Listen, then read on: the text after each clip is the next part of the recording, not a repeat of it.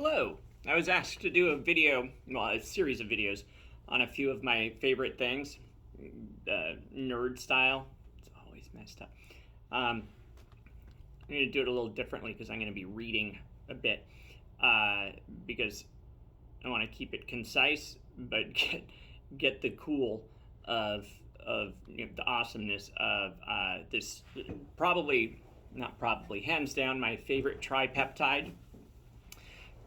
Carnosine is my favorite dipeptide. Thanks, beta-alanine and histidine. But we're talking about GHK, so glycine or glycyl L-histidyl L-lysine, and it binds with copper. And I'm going to do a quickie on copper. Copper's virus-killing powers were known even to the ancients. The SARS-CoV-2 virus disintegrates soon after landing on copper surfaces. Here's why. And research, blah, blah, blah, with copper. In fact, this doctor began with bacteria that causes Legionnaire's disease and then turned to drug-resistant killer infections like MRSA. He tested viruses that cause worldwide health scares such as MERS, swine flu.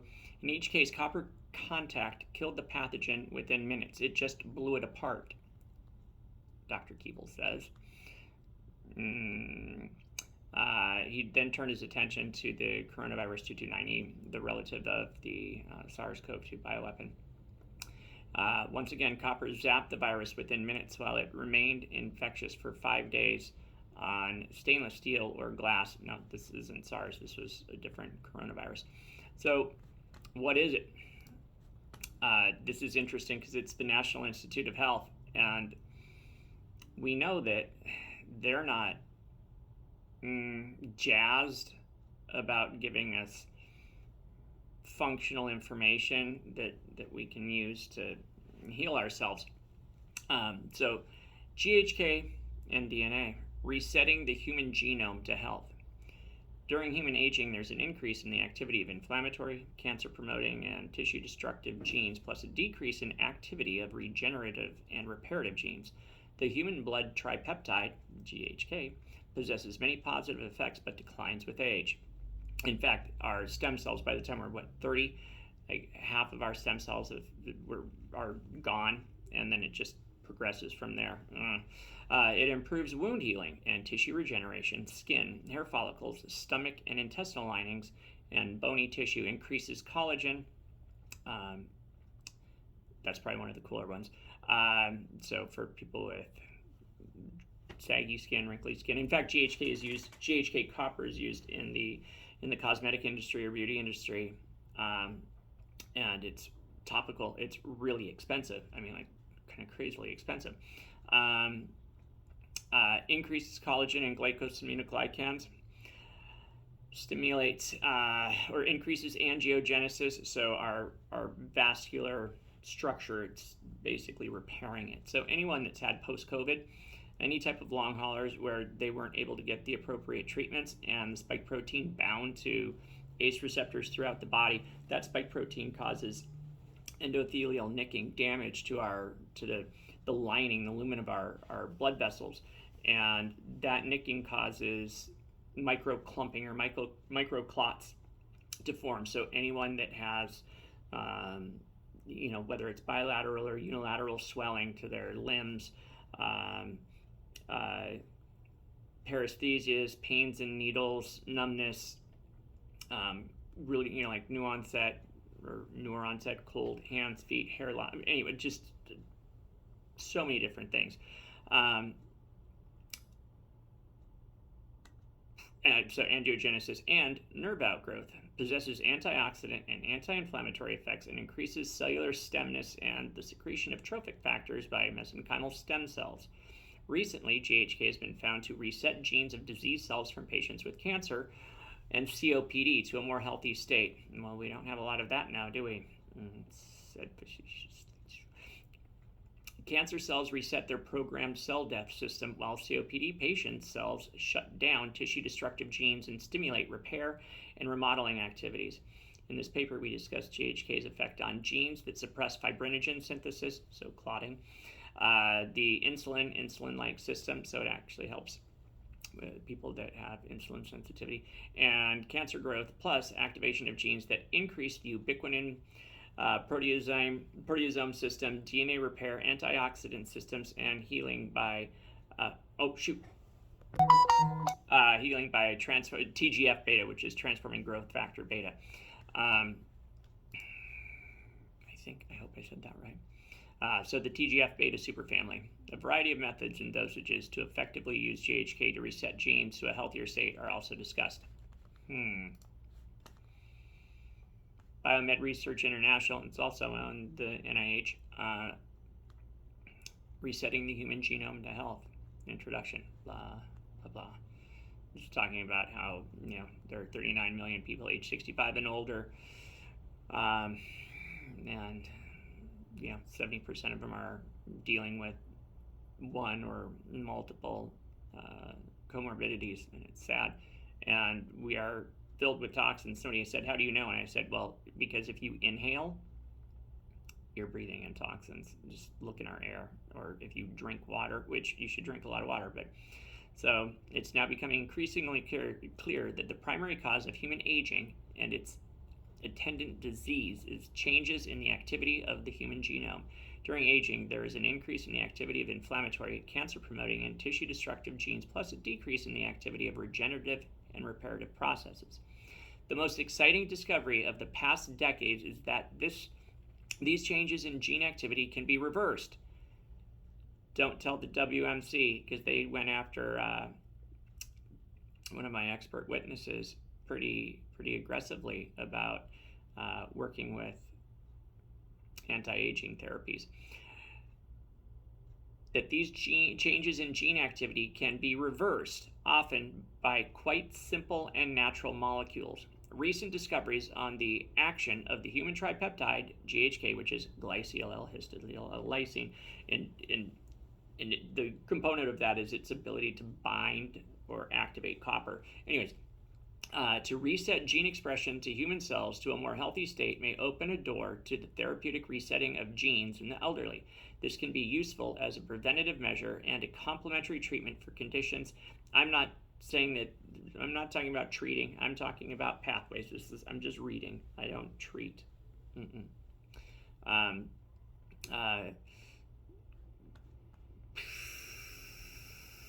For conditions typically associated with aging, such as cancer, Alzheimer's, chronic obstructive lung disease, or COPD, neuropathies, and retinopathy. GHK was discovered during studies comparing the effect of human plasma from young persons aged 20 to 25 to plasma from older persons aged 50 to 70 on the functioning of incubated slices of human hepatic tissue. The younger plasma more effectively induced a profile associated with youth by suppressing fibrinogen synthesis. The activator was found to be GHK. It's just all super fascinating, but in this paper we discuss the following actions of GHK on genes important in healthy aging. The suppression of fibrinogen synthesis. Fibrinogen is an excellent predictor of mortality, especially in patients with cardiovascular complications. And that's one of the primary pathways that the spike protein activated. That's why it was never a respiratory disease. That was end stage. It was a circulatory disease, and that's why you don't have neurological issues, you don't have cardiac issues, you don't have so respiratory, neurological, cardiac, like all of these things, like chronic for months and months. Some people for the last 2.5+ years, when something is respiratory. So, anyways.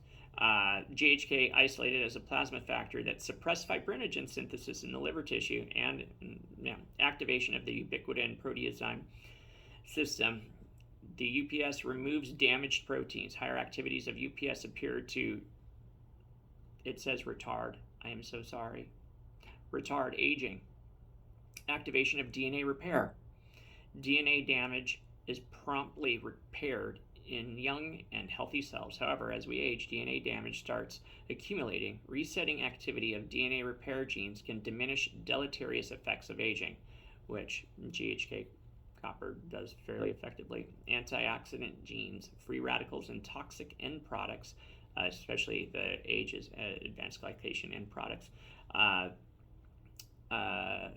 of lipid peroxidation are linked to atherosclerosis, cancer, cataracts, diabetes, neuropathy, Alzheimer's disease, and other pathologic conditions of aging.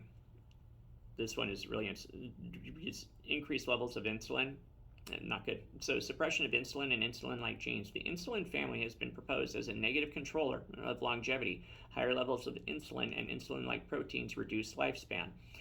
And then finally, these last two are super fascinating. It's all awesome. But tissue repair to the TGF superfamily.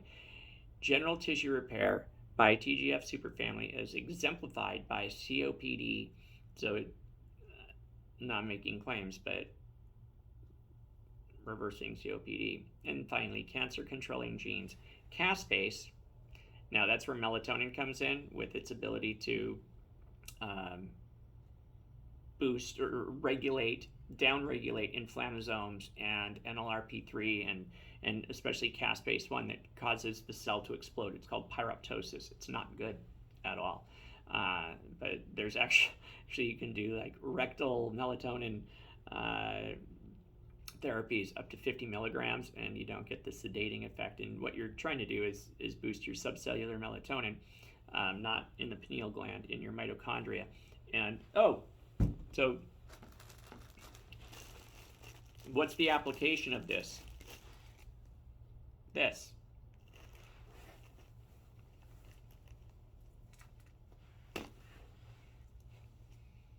a patch.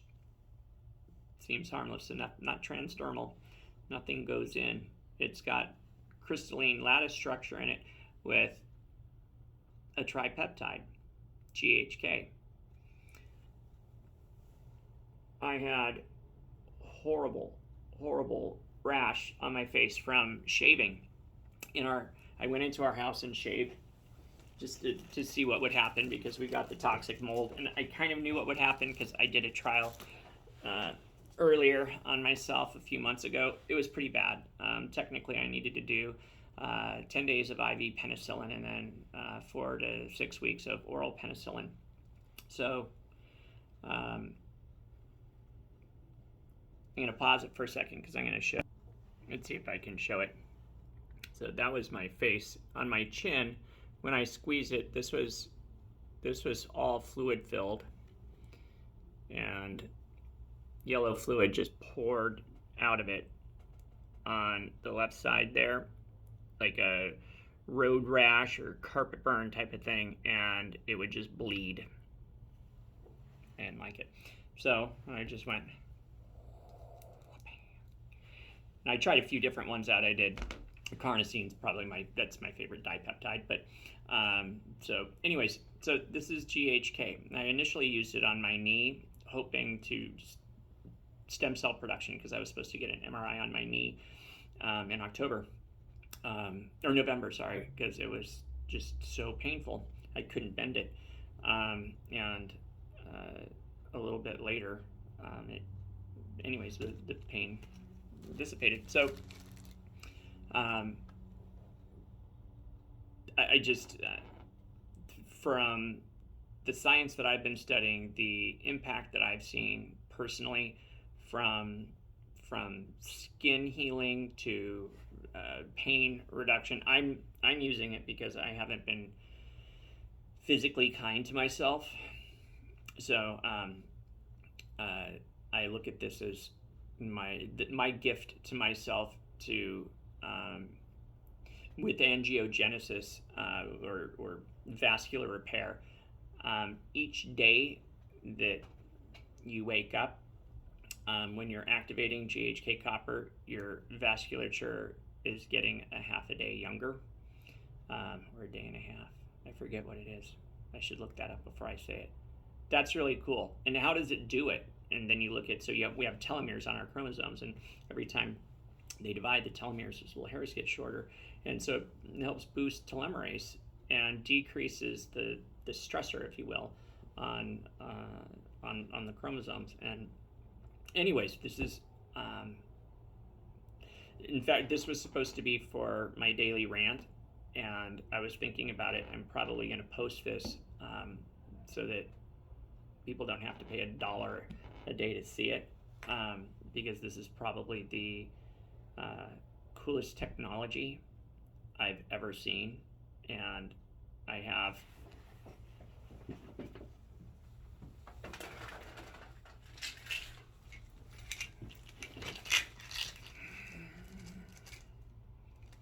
NAD,